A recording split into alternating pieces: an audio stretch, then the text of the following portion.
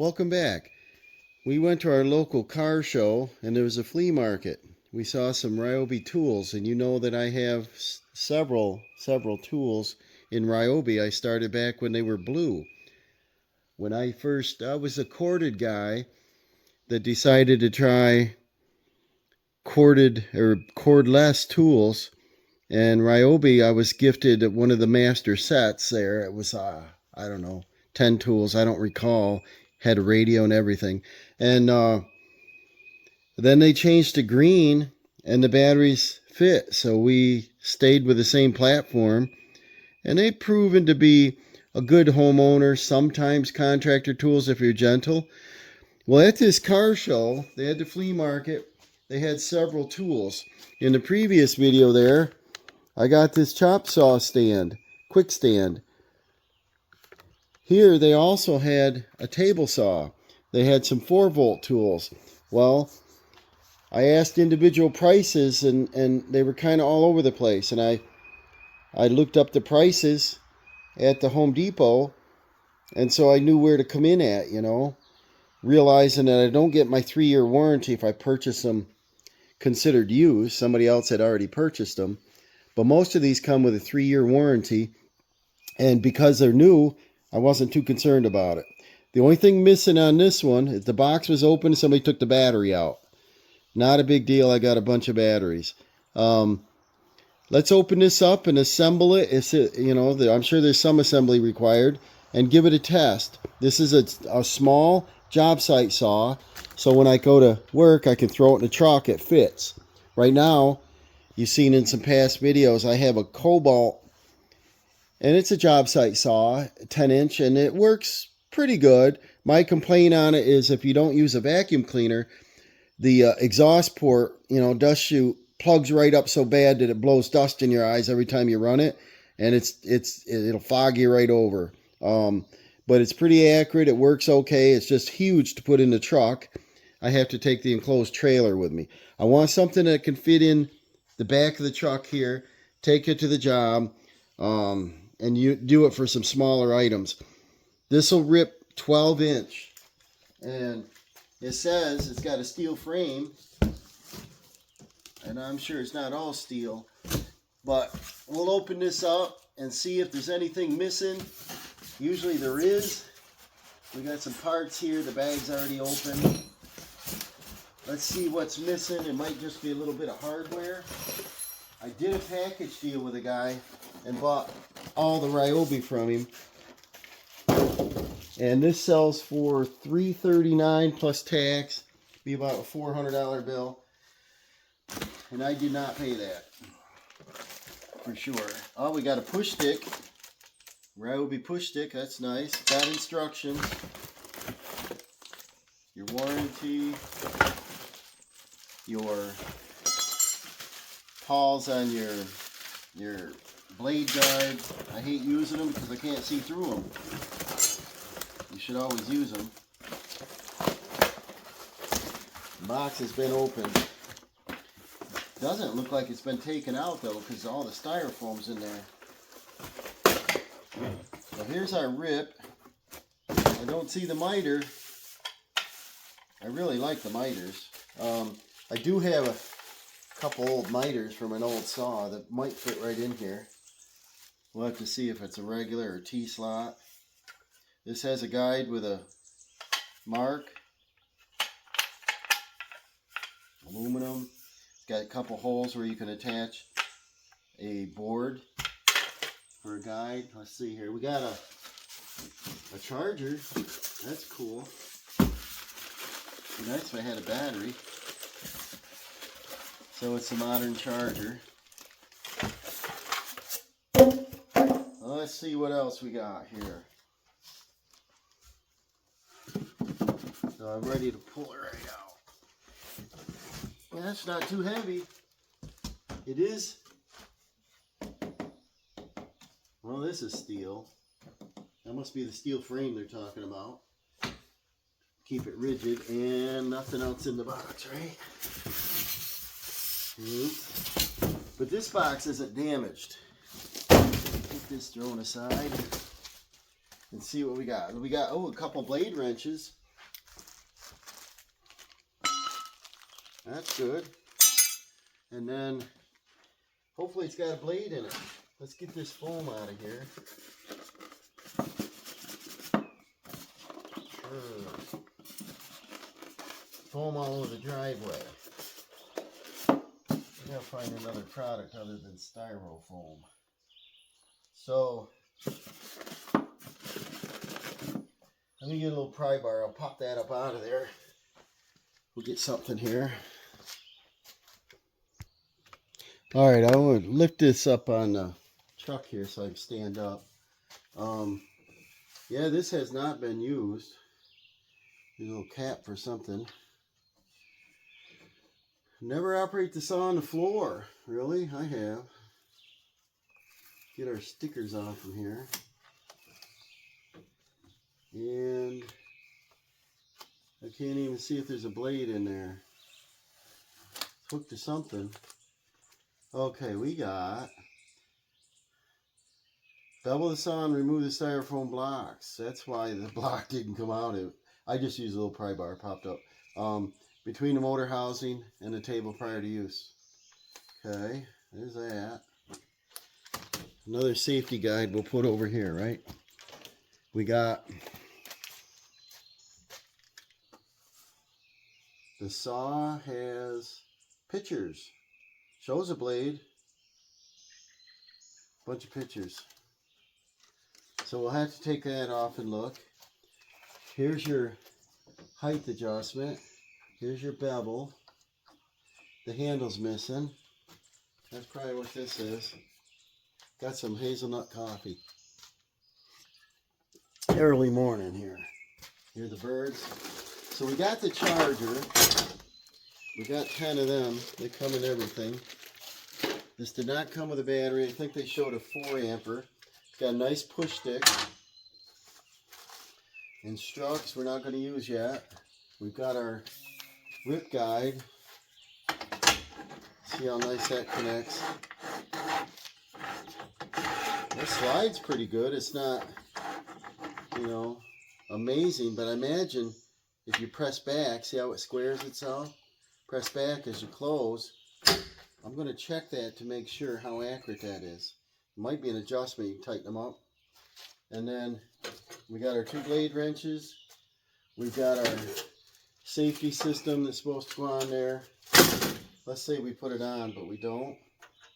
We've got bolts, nuts, screws, washer. Probably ought to look at the instructions, but I would imagine that hooks on there. And that hooks on there. This is a nylon lock nut. The washer probably goes on between it so it can twist, I would imagine. That'll give you less friction. You put that on there, yep. And that's Phillips. Let me grab a screwdriver and then tighten that up. A quick adjust or look through the book here. I was correct. Put your bolt in, put your flat washer on. The knuckles on the back side. Fits in the recessed hole. Phillips number 2 book. I did look at the book and it said using a flathead screwdriver, but it's really a Phillips. I don't know where they got that from. My guess is you don't want to crank it tight because you won't spin freely. Tighten this up. Well, maybe it will. Perfect. Okay, so tighten that up. And then this is your cap. Little notch, probably fits right that way. I got a rubber hammer here. I'll just tap that in. Pretty that up. Another piece of plastic's gonna fall out. And then we're up a little high here, but I don't have another table handy. Do I? Not really. So we got to find out We can bring our blade right up out of the throat here. Yeah, it's got a blade. Not a very good one. It looks like a rip blade. Only a 24 tooth carbide. 7,000 RPM. It's a Ryobi, 8 1/4. So this is not going to be a super good cutting blade, but it's carbide. Now on this, because of our height, let's see here. This has a turn dial, unlock, lock. So there's no screw. Unlock. Well, that's kind of nice. Toolless. Now we can get to the blade, and see, it's just a, you can tell it's brushless. 24 carbide T, 7,000 RPM, Ryobi blade, 8 1/4, 209 millimeter.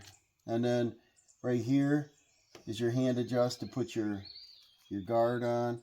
If Dawson uses it, I probably would want to put that on there. You're supposed to put it on there for OSHA rules. But I'm usually a one-man band at the job. If I have a helper, it's usually my son. Blade rotation. This will catch you from kickbacks. And, let's see here. Yeah, spring loaded. It'll catch your wood from kicking back at you. Keeps your fingers out of it, and then you can't see what the heck you're doing. So it's kind of cheesy. I don't know, maybe not. Most of it goes up together. This is individual for different thickness of wood, I guess. I probably won't be using this because I'm more of an accuracy guy. If I got a little bit wider board, I usually rest my finger on it. Then there's no way to push my hand in there unless somebody comes by and pops my hand up. I don't ever want to put my hand in next to it like this. And then you shouldn't do it anyway, and you should always use your push stick. And the push sticks are nice. You know, don't put your body in the way. That's what I say. You run it on through, and if you nick this, who cares, right? Make one out of a piece of wood. So let's get this little bread tie off from here. This shows you how to put that on. I'm not going to probably do it. I want to test this out. I want to see if everything's here on the saw. What's missing, what's not. I don't see a miter gauge. I was hoping it's attached to the side of the saw. I don't see one. So, slide this back over. I like this little toolless unlock, lock. Tip her up, tilt it down, set it in, press it to lock. I like that. Now, grab a tape measure just to guess and see how accurate this thing will be. And like I said, these lower end saws, you know, they're not going to be super accurate. But instead of just jamming on here and locking it, there's no way that's going to be square. So what I recommend is to just press it in so this guide can touch and lock it. You're going to be pretty close. And the Cobalt has double end, so I always measure to the blade. In this case, it's 5.5. Back here, we're 5.5. It's pretty close. It's not wonderful. So we can press it in, go to an even number of 4. Yeah, I'm going to have to double check. And what I usually do is I'll do, say I want a 4-inch board, I'll lock it at 4 on the front, and on the back, I'll go 4 and a whisker. And that whisker makes it so it doesn't bind. Let's check our bevel. And how does this one bevel? Just pushes. You just pull the whole system. Yeah, well, that's easy. And then we've got an arrow, 30, 45. So it stops at 45. I like the ones that go just a hair farther. Sometimes when you do a miter, a 45 and a 45 has to be exact. If you can do a 46 and a 45, you're going to have a pretty tight miter in most cases. So we'll put her back to 0. We'll lock this down. Our height on an 8 1/4. What can we get here? That's it, huh? Looks like we can do 2-inch lumber. We are 2 and a good quarter, maybe 5/16, and so we can do rough cut 2-inch lumber on it. And then if I press in here, leave it alone back there, well, that's pretty straight. I guess it's probably all right. And then what we could do is you measure a solid number, something easy, and we'll get it at 2. Lock it, check it, and then look, we're exactly on the 2. So we don't have to adjust the window. And that's only for quick things. If I want to cut a 3 1/2, I can line up on 3 1/2, press it in. And that's 3 1/2. So good enough for that. You want fine work, you better fine tune it. Okay, so now we take this off. This has a groove. It looks like it can fit right in there. Okay. Now the miter gauge, there's an extra piece here. I gotta figure out where that goes. And I don't see one. So I'll have to go out to one of my other ones. I've got a box of parts and see if I have a little miter. And this is a T. It's a T slot, so I think it'll fit right in there. This has an exhaust port for dust. That's good. This has a bolt down. You can screw it down to something. The model on this is a PBL TS01 18 volt. And a little piece of styrofoam down in there. This has never been run. This side I got to read to see what goes in there. It may not have come with a miter gauge, but why wouldn't it, right? Okay, so we got our bevel scale. Swing this back around.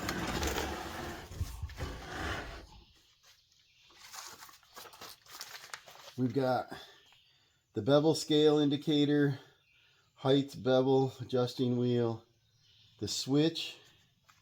We'll go ahead and pull this sticker off so we can open it. Looks like it's got something removable. Let's find out. This has a lockout on it. That's kind of nice. And a big push me off, you know. And then you press this in. You can put a little lock in there. That's good around kids. You can't turn it on, and your on has to be finger, so you can't lean on it and turn it on. That's kind of nice. Your front rail, rip scale. You can do 12 inches on this side, 7 1/2 on this side. They show the miter gauge. The riving knife. The thing I never want to use. They're just bulky in the way. And this should hook right there. And we'll get her set in the right way. It's got to slide in like a. Get her the right way here. Looks like this way. Your knives stick out the back. They're spring loaded. There's 2 slots here. See how it hooks in there. That's simple. Is it that simple? Maybe I will be using it. Crank it back down some. Maybe I will be using it. Maybe they made it more easy, because when you run your board in, do I have a short piece handy? Probably gotta go grab something. You can't see what you're doing. There's a reason I don't use them. I might be able to see this just fine, and one will pop up. I think the color, your safety color, should be out here a little bit farther to know where your fingers better stay out of. And your bevel scale locking lever. Yep. We've got rip scale indicator. Our push stick mounts over here. Where? On the right hand side. Oh, way up here. Let's see where. They're showing it way up here, but there's no hardware, is there? There's no extra hardware, just for the handle. And this thing, there are two little screw holes here.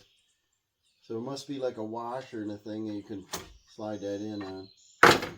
Not that big a deal, it should fit right there. And then your wrenches go under the screw on the other side. Oh, right here, guys. Dummy. I'll put these screws on. I didn't see the other two. So these are Phillips also. They go right here. Because you want the push stick really handy. You don't want to have to walk for it, because then people won't use it. And then we got our number 2 Phillips. This might be slick. The only problem with these sticking out is when you're throwing them in the truck, they're going to catch on something probably. I'm telling you, I should have been an engineer. Try to think of everything. I would think that would be better if it was underneath it. Tighten these up.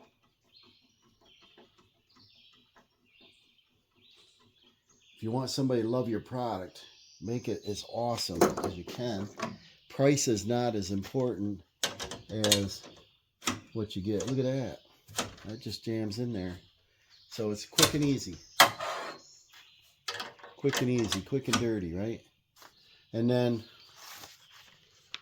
your wrenches, I don't know if you can see that, but they mount down here. Get the warranty information out of the way, because we're not going to have a warranty probably. So here's a little thumb wheel here. We'll probably leave that blade in because I don't have any 8 1/4 right now. I'll probably pick up a Diablo, probably around a 40 tooth. I'll try to get a rip cross cut combo blade, and then maybe I'd use this one for some rough stuff. And then the wrenches just sit right in there. Yeah, I see them moving around a lot. I probably would have done a screw sticking up like one of these, where they would line up and set down over and then lock it. Let me show the picture. They show the wrenches forward. The big and small doesn't show. Can't tell. It'll work, but they probably will swivel and move around.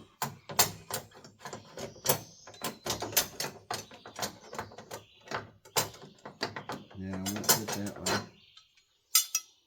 Has to be forward, right?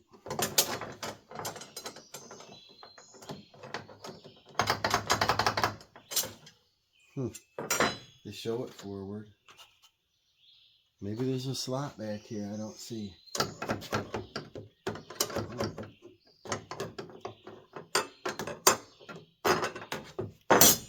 Yeah. It shows it on an angle. That's weird. So we put this one in the bottom. Put this one on an angle. That might hold them from moving. That's cheesy.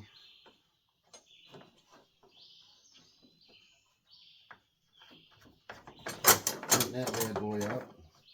We're getting close. We're running out of parts. We don't have a miter gauge. That's a shame. So I'll look around, see if I can get one. If they're $8 online, I'll get one, or look on eBay.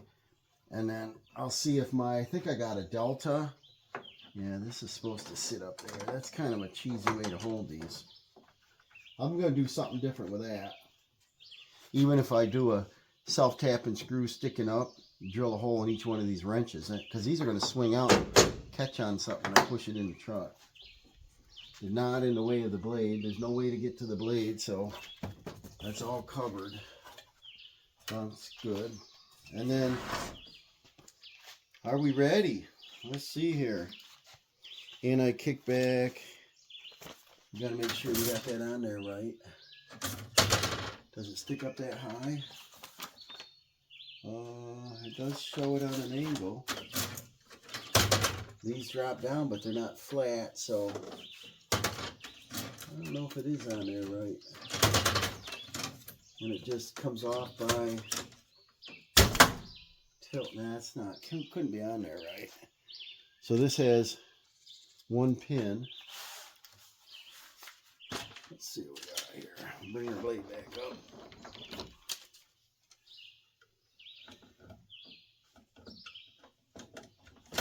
Goes in there. Gotta read the directions.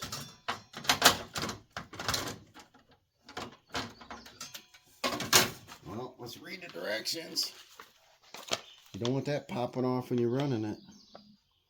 Dust chute, rip scale, low fence, rip fence. Miter gauge groove, anti-kickback, Paul's Ryobi knife, blade guard.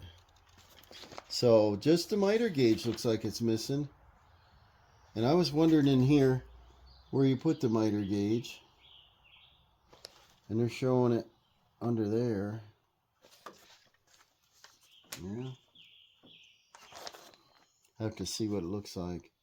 Looks like it pops on that same screw. My kitty's in the house wanting to come back out. See, they show a lock on the off switch. That's good, I guess. I don't have little kids running around, but I guess if you're at a customer's house, they got little kids. Lock them up. So that's it. I'm just going to figure out how to put that on there. Well, when something's not right, it's not right. So I have to read. So by opening up to the riving, you can change for non-through cutting. And that's what it comes shipped with. So what you have to do, you unlock this. And this has a lever down in here. There's no battery in it. Push this push it down. I think. Lift it up. Push it down, I guess. No. Lift it up. There we go. Now, this Ryobi knife is supposed to move left or right, like that, to the inside, right? Yes. And see how it comes up in the air? That looks better. And then bring this back in and down. And this should line up with the blade now. Like that. You hear it click? Hi, Tiger. And then push this. Yeah. It should lock.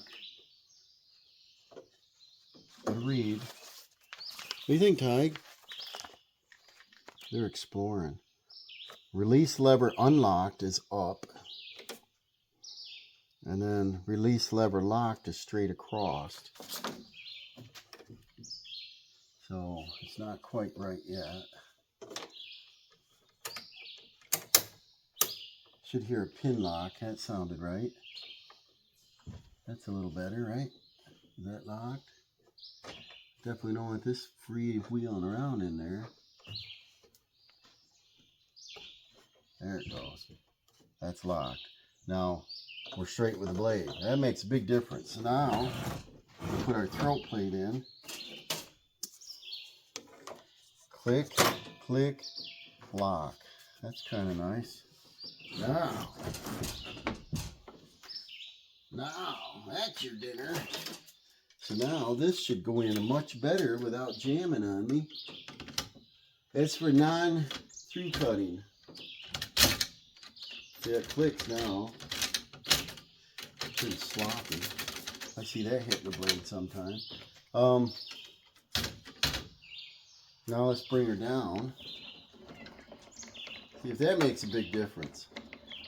Because it was kind of jamming, not sitting flat on the table. Now it's flat, so now it's tilting up. Yeah. The knives are there. That's going to catch kickback.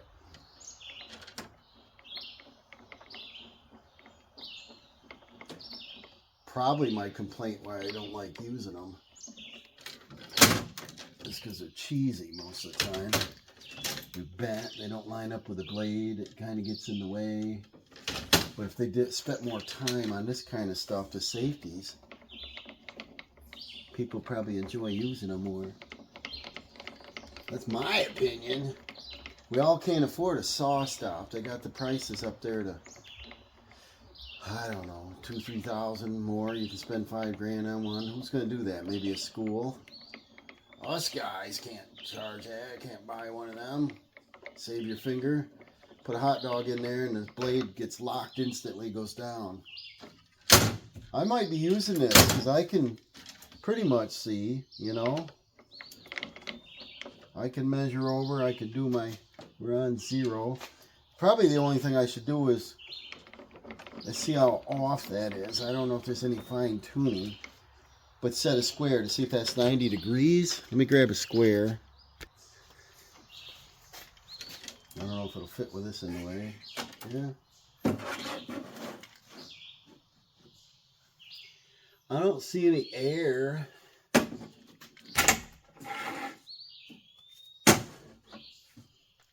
That's not set up too bad right now. I like that. So I might be leaving the knives on there. I think they're, because it's portable, it's still sticking up and in the way. But it comes off relatively easy, right? I think you just push up. Right? Lift up, push up. See that? So this should come in its own little carrying bag or something so it doesn't get beat up. And then set it in. Push it down. It clicks. I might be using that. So let me make sure we're on 0. We are. We're up maximum height. We don't need it that high. Let me grab a piece of wood. Test this out. Well, I grabbed a couple scrap boards and I got a 4-amp battery. I don't know if it's charged. It's like 3 bars. Just snap your battery in. There you go. Let's do a first run test here. Looks good. Fired up. Green button.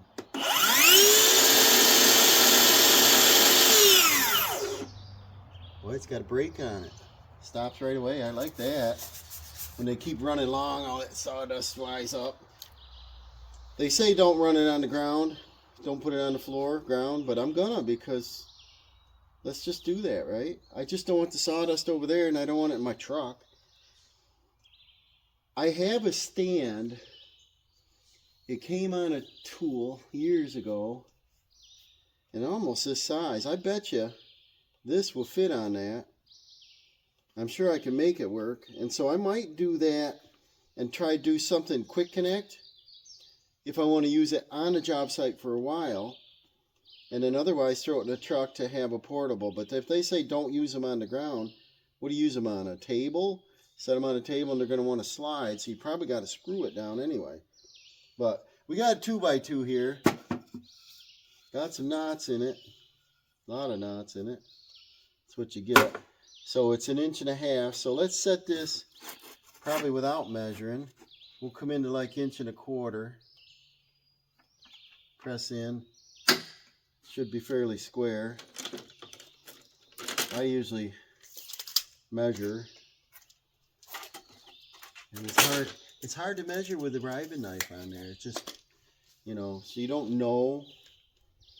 It doesn't look square to me. So I guess you can measure to the back side if you're lucky with that. I don't know. That's why I don't like using them. I like to measure off the blade. Yeah, that's not right. So there's 1.25 inches. And this says 1.25 inches. It still don't look right. Yeah, it's not. I don't want it to bind. That's a big deal. You don't want it to bind. The backside has to be the same or larger. 1.25. It's annoying. See that?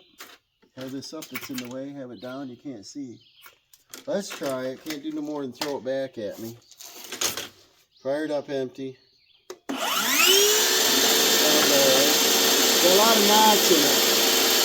I pushed it. Oh, I didn't bring my push kit. Alright.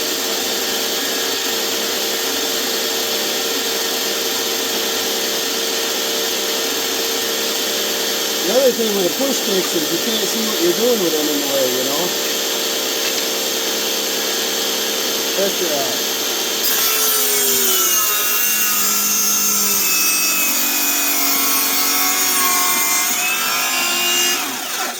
That's exactly what I thought. Take that off. See what I'm doing so I can get a measurement. 1.25. 1 and not quite 1/4. Can't see with that in there. There we go. I like it a whisker larger in the back. So the guide on this is not that accurate. So you got to measure. And then if you're super good, you can measure off from your track. Now she shouldn't bind.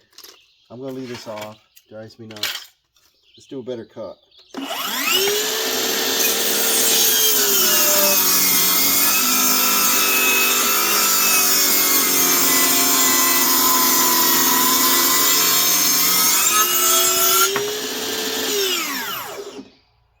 It's still probably too tight in the back, but you saw what I did wrong, right?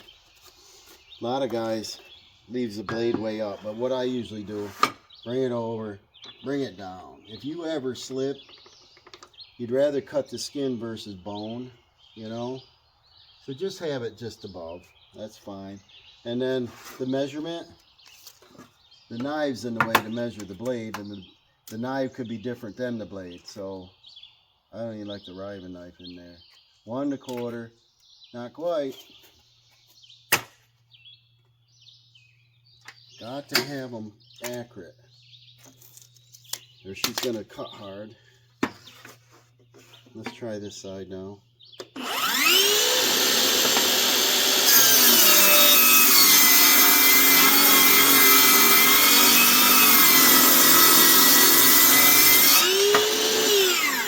I probably won't be using that because if you don't have a feather board to hold it tight and you got the knife in the way, there's no way to really control it without having two people. You're going to end up with an inaccurate measurement. My Cobalt, I got that set up pretty nice. It's not that bad. It's off the width of the line on the tape. But power wise, that's not too bad with that cheapy blade in there, 24 tooth. Let's try it with something bigger. This has a couple staples in it.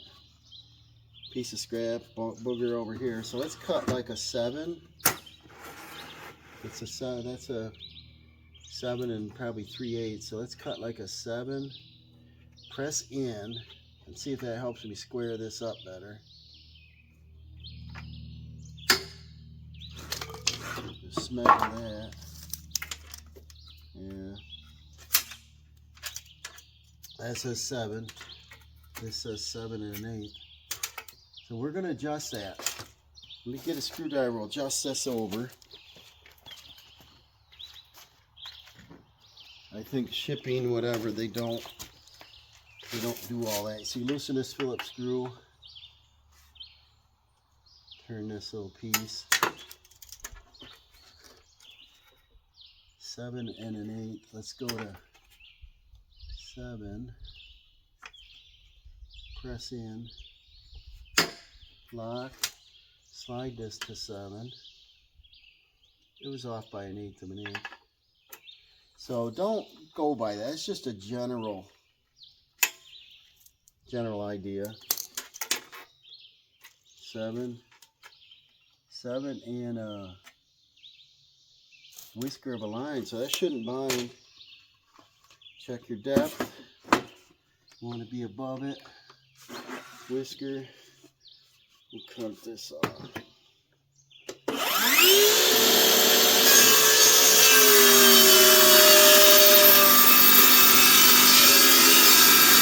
See this?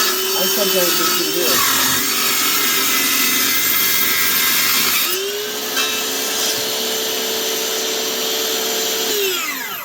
And then you see how this piece come back a little bit. With these on there, you shouldn't do it. But maybe. When they're real thin, you can't really control them. So we'll click that on.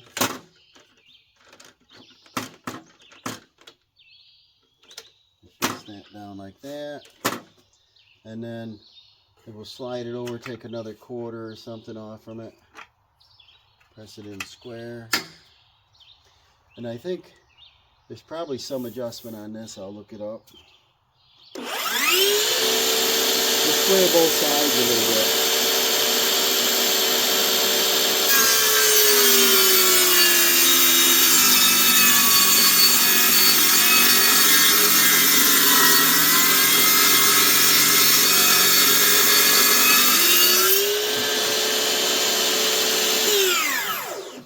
I don't know. I kind of like this. Pretty nice cut. Doesn't have the power of a electric. A lot of times you're not where the cords are handy. I don't enjoy them. It's supposed to save you. It's not going to save your finger from going in there. It's just going to save the wood from coming back at you, I guess. So that's our Ryobi 18 volt HP. It's got to have an upgraded blade in it. It comes with a 24 tooth. That's not good enough. Probably good enough for a rip, but you heard how slow it was. I'm sure if we did 3/4 stock or something, it's a whole lot faster. And price $339 plus Uncle Sam is just under 400 bucks. I got it at the flea market, and I paid 125. I didn't want to pay that much, but the guy wouldn't budge. I put everything as a package. I figured it out, and that's what I paid. I'm pretty happy with that. It was minus a battery. I don't have the miter gauge. I know I got one in a box out in the shed, and so I'm sure it'll fit in there. I'm sure they're all the same. It's a T slot. So when you put them in, it doesn't lift out. You got to pull it out the end. And it's pretty accurate. So I'm pretty happy with it. I'm going to send this to the job. I got some projects to do, and this will work good. I got to do something over to my mother's. We're going to be putting up some shelving and things, and a little saw like this on site, we can make it work, you know. It'll cut 12 inches wide on the right-hand side, and I think it's 7.5 on the left. Yeah, this will come in handy. Thank you for watching. We'll see you on the project, maybe with using this. See you later.